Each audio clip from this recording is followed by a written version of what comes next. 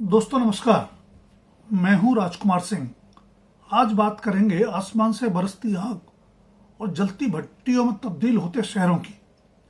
जैसा कि अक्सर सरकारी विभागों के साथ होता है, भारतीय मौसम विभाग यानी आईएमडी रिकॉर्ड गर्मी के आंकड़े में सेंसर आदि किसी तकनीकी खामी की खोज कर रहा है।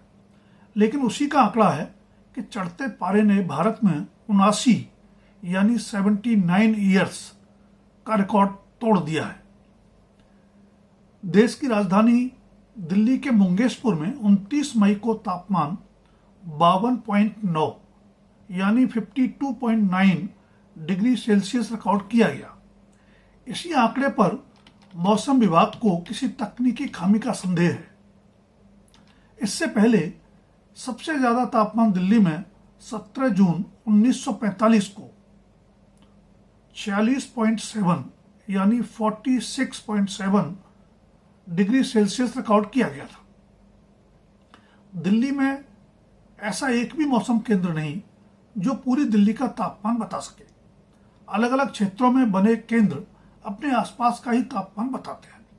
मसलन दिल्ली में पालम, लोधी रोड, रिज, आयानगर, जफरपुर, मुंगेशपुर, नजफगढ़, नरेला, पीतमपुरा, पूसा, मयूर विहार और राजघाट क्षेत्र में तापमान रिकॉर्ड किया जाता है। वैसे इस साल आसमान से बरस रही रिकॉर्ड आग की तपिश सिर्फ मुंगेशपुर में ही रिकॉर्ड नहीं की गई। नजफगढ़ और नरेला में भी 28 मई को 50 डिग्री सेल्सियस के आसपास तापमान रिकॉर्ड किया गया।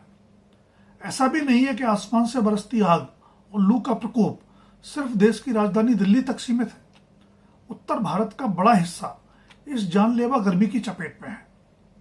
हरियाणा के महेंद्रगढ़ में 49.9, रोहतक में 48.8, उत्तर प्रदेश के प्रयागराज में 48.8, पंजाब के बठिंडा में 48.5, राजस्थान के अलवर, मध्य प्रदेश के ग्वालियर और झारखंड के गढ़वा में 48 डिग्री सेल्सियस तक तापमान रिकॉर्ड किया जा चुका है। उत्तराखंड तो पर्वतीय राज्य है जहां गर्मी से निजात पाने के लिए देश भर से लोग आते हैं। उत्तराखंड की राजधानी देहरादून में भी पारा 43 डिग्री पार कर चुका है। और दोस्तों याद रखिए कि यह मई का महीना चल रहा है, जून अभी आना बाकी है, जब आसमान से बरसती आग, गर्मी और लू का प्रकोप अपने चरम पर होगा। बेशक गर्मी साल दर साल बढ़ रही है। सरकारें ऐसे जलवायु परिवर्तन का परिणाम बताकर अपना पल्ला झाड़ लेती हैं। जलवायु परिवर्तन एक सच्चाई है, पर उसके लिए जिम्मेदार कौन है? शहरों के आग की भट्टी बनते जाने के लिए सरकारें और समाज भी कम जिम्मेदार नहीं। विकास का आधुनिक मॉडल और बदलती जीवन शैली प्रकृति और मानवीय जीवन के लिए विनाशकारी साबित हो रहे हैं। अंधाधुंध शहर केंद्रित विकास गांवों की बलि ले रहा है। विकास के नाम पर ही पेड़ों से लेकर जंगल तक काटे जा रहे हैं। पौधारोपण के नाम पर जो पेड़ लगाए जाते हैं वे शोभा की वस्तु ज्यादा हैं, प्राकृतिक दृष्टि से उपयोगी कम। उदाहरण के लिए नीम का पेड़ शीतलता समेत कई दृष्टि से प्रकृति और मानव जीवन के लिए उपयोगी माना जाता है, लेकिन शहरी पौधारोपण की परिभाषा में वह आपको शायद ही कहीं नजर आए। कंक्रीट की गगनचुंबी इमारतें विकास की मीनारें मानी जाने लगी हैं, जबकि उनकी भवन निर्माण शैली जलवायु परिवर्तन का बड़ा कारण बन रही है। खूबसूरती के लिए लगाए जाने वाले बड़े बड़े ग्लास डोर और विंडो अंततः गर्मी को बढ़ावा देने का कारण बन रहे हैं। यह तो दिल्ली के आंकड़े भी बताते हैं कि जिन इलाकों में हरियाली ज्यादा है वहां तापमान अपेक्षाकृत कम रहता है और गर्मी उतना मारक नहीं बन पाती। एक और गगनचुंबी इमारतों के चलते शहरों में लगातार तापमान बढ़ रहा है, तो दूसरी ओर उससे बचने के लिए निवासी एसी का ज्यादा से ज्यादा इस्तेमाल करने को मजबूर हो रहे हैं। अब यह कोई गोपनीय रहस्य तो है नहीं कि एसी भी बाहर का तापमान बढ़ाते ही हैं।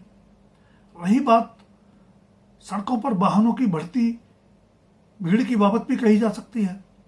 विश्वसनीय और सुविधाजनक पब्लिक ट्रांसपोर्ट के फायदे सभी जानते हैं। पूरी दुनिया में इस पर खास जोर दिया जा रहा है, लेकिन हमारी सरकारों की प्राथमिकता में यह अभी तक नहीं आ पाया है।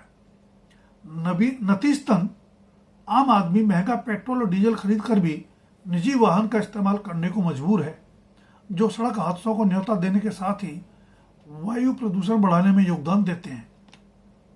इसी के चलते राजधानी दिल्ली समेत शहर के कई शहर विश्व के प्रदूषित शहरों की सूची में शामिल हैं और उनके निवासी श्वास रोगों से लेकर कैंसर तक झेलने के लिए मजबूर। जाहिर है, अगर हम साल दर साल बढ़ते तापमान का ठीकरा सिर्फ जलवायु परिवर्तन के सिर फोड़कर अपनी जिम्मेदारी और जवाबदेही से इसी तरह मुंह चुराते रहेंगे तो लू या हीट वेव उसी तरह जानलेवा बनती रहेगी जिस तरह उत्तर भारत के बड़े हिस्से में अब बनती दिख रही है।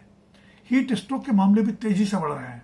कहने की जरूरत नहीं होनी चाहिए कि गर्मी की मार भी सबसे ज्यादा गरीबों के लिए ही मारक साबित होती है। दोस्तों, अगर वीडियो पसंद आए तो लाइक, सब्सक्राइब और शेयर अवश्य करें। आपके कमेंट्स का रहेगा इंतजार। धन्यवाद। अभी के लिए इतना ही। जल्द फिर मिलेंगे किसी नए विषय के साथ।